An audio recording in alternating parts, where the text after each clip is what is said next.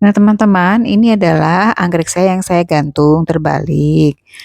Nah, ini tunasnya sudah besar, tapi tumbuhnya kan belum normal.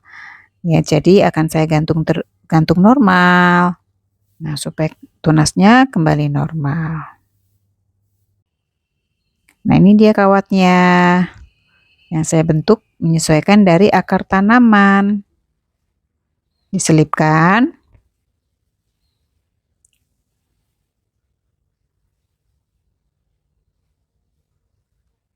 Nah, lalu diikat. Nah, ini ya teman-teman sudah digantung normal. Nah, ini dia tunasnya. Ditunggu supaya nanti tumbuh normal. Berikutnya anggrek Cattleya yang juga saya ambil dari tempat sterilisasi. Ini tunasnya kan tumbuhnya juga tidak normal, sama dengan yang tadi. Akan saya gantung normal supaya dia tunasnya kembali normal. Ini yang anggrek yang lain lagi sama juga Cattleya, sama dengan tadi ya ukurannya, seedling.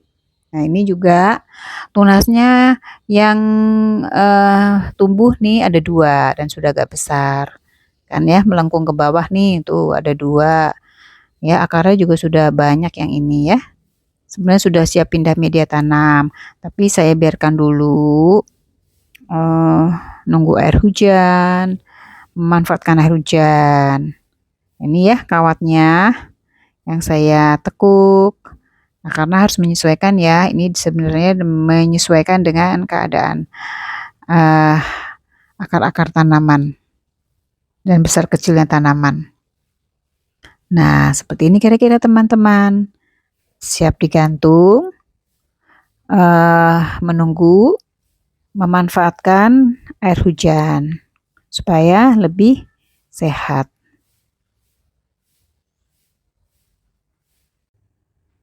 Nah, ini ya, saya gantung lagi menunggu perkembangan akarnya supaya bertambah banyak. Nah, teman-teman, ini juga anggrek yang saya ambil dari ruang sterilisasi. Nah, ini saya perhatikan tunasnya sudah tambah besar. Sudah tambah besar. Saya jungkir balik ya. Ini akarnya sudah tambah banyak. Nah, ini akarnya yang agak panjang, yang baru, warnanya ujungnya hijau. Ini akar-akar baru. Berarti anggrek ini sudah steril. Nah, ini akan saya gantung normal supaya tunasnya tumbuh normal. Ini sudah steril ya, teman-teman.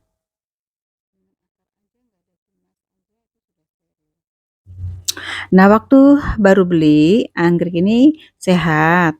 Batangnya hijau, daunnya juga hijau. Lalu saya jungkir balik, saya sterilkan. Awal mula akar-akarnya itu yang lama itu seperti terhenti perkembangannya, gitu seperti stres gitu ya. Kan kering dijemur, tapi sebenarnya anggrek ini tidak stres, dia sedang mengadaptasi dan juga sedang mengalami proses sterilisasi. Nah, ditunggu seminggu, 2 minggu, lalu sampai akar barunya keluar. Artinya sudah steril. Nah, anggreknya juga dijemur ya, daunnya kering. Tapi ini hanya karena panas matahari. Anggrek ini sehat, daunnya hijau, terbukti dari akar-akarnya yang sudah tumbuh baru berwarna hijau. Tunasnya juga sudah baru, akarnya hijau, dia sudah steril. Ini saya hujan-hujankan ya teman-teman, supaya akar ini tambah sehat. Supaya anggrek ini tambah sehat. Selanjutnya ini anggrek yang akan tetap saya gantung jungkir balik ya, karena di sini tidak ada tunas barunya. Jadi di sini cuman akar-akar saja, di mana akarnya itu memang sudah membentuk akar baru, sudah steril, akar-akar lamanya sudah tergantikan dengan akar baru, tapi tidak ada tunas baru ya, jadi tetap aja jungkir balik. Supaya memanfaatkan air hujan. Ini anggrek yang sama ya, saya jungkir balik, yang ini ada tunas baru nih, kalau ini ada tunas baru ya, karena ada tunas baru, akarnya juga sudah berkembang. Nah, ini yang ini harus gantung normal, ini harus gantung normal saja. Saya siapkan cantolan, saya cantol lagi. Ini kering sama dengan yang tadi daunnya, ini daun kena matahari, gak apa-apa, akarnya sehat.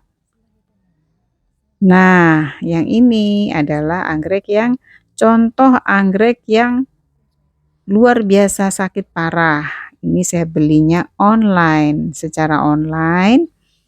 Jadi saya mendapatkan pelajaran, ini gagal, anggrek sakit, disterilisasi, ada yang sembuh, ada yang tidak sembuh. Tidak sembuh karena sakitnya luar biasa parah.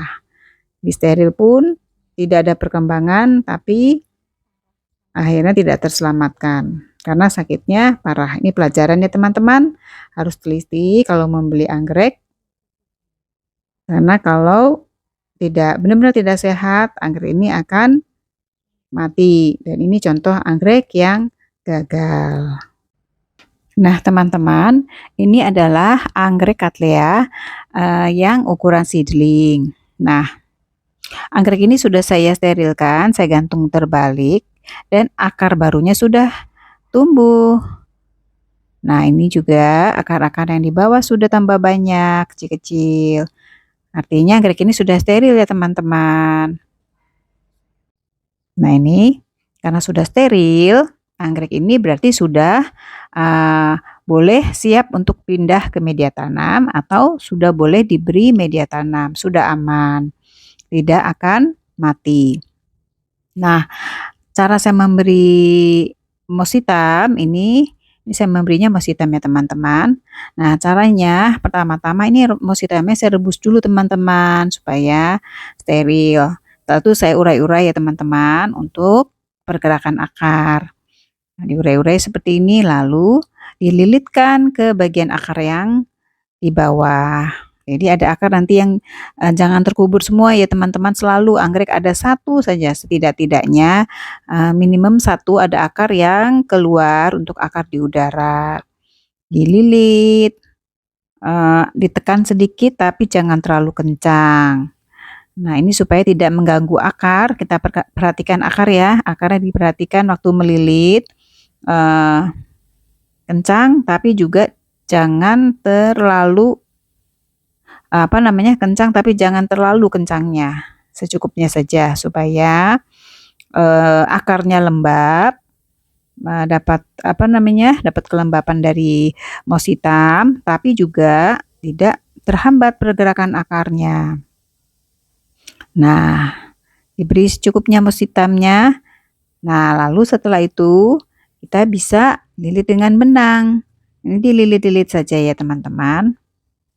Tidak untuk diikat, hanya dililit-lilit supaya moss hitamnya tidak berantakan, tidak lepas-lepas. Nah, ini teman-teman sudah jadi. Saya beri moss hitam secukupnya dulu. Nanti saya tunggu sampai akarnya bertambah banyak keluar-keluar dari bagian moss hitam ini.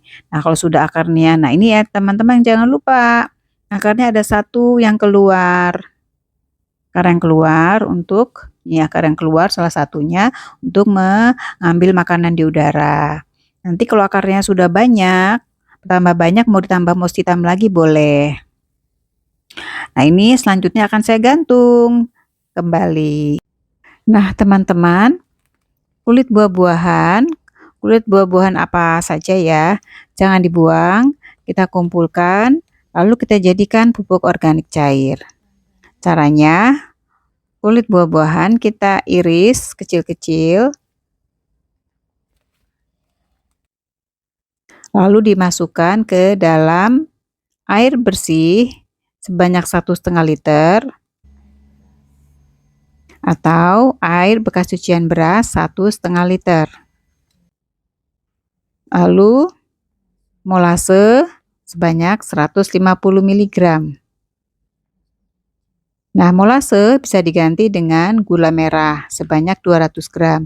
Gula merah diiris-iris halus dulu, lalu ditumbuk supaya nanti mudah dicampur dengan air, larutan air. Semua bahan kita campur.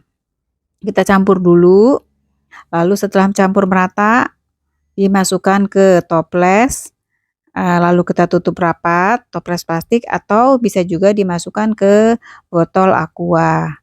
Tutup rapat. Jangan lupa setiap hari dibuka, terutama botol aqua ya dibuka, kalau tidak nanti meledak. Nah, disimpan ke dalam tempat yang sejuk. Nah, ini kita diamkan selama 3 bulan. Nah, setelah 3 bulan kita bisa gunakan dengan cara misalnya kita siapkan 1 liter air.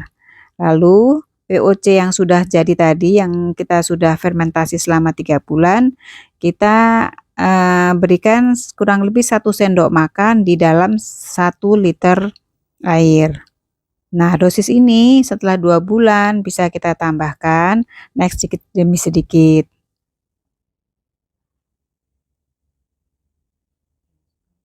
Nah, lalu bahan-bahan tersebut kita bisa semprotkan ke tanaman-tanaman kita.